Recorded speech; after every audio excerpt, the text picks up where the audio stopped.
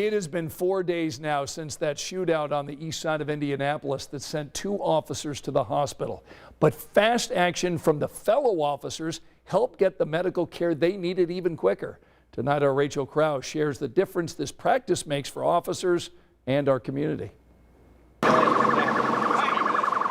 Many within IMPD are still processing last Thursday's shootout off 30th near Post Road that left 1 man dead and 2 officers shot. Anytime an officer is seriously injured, particularly an officer is shot, it shocks the conscience.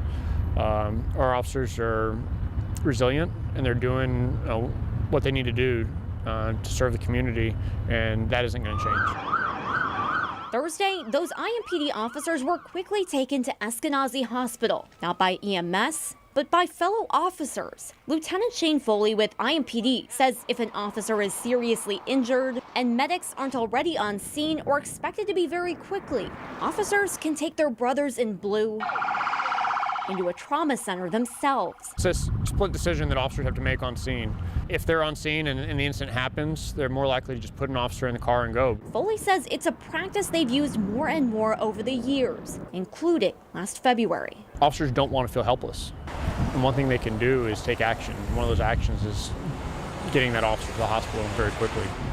We saw when Officer Mangan was shot that the fire department put him in a fire engine and got him to the hospital. But Foley says officers have been trained by IEMS to help not just officers, but the community when they're at the scene, too. Trauma kits in their cars have chest seals and tourniquets to help victims after a shooting or an emergency. Those kits have been used on our officers, but we've also used them on citizens.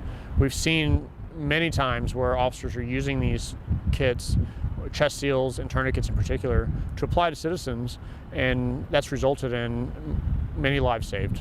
As for the 2 officers who were shot last week, they've since been released from the hospital. Welcome news for the entire department. We're relieved that the officers are out and that they're recovering, and we're hoping for a full recovery for both of them.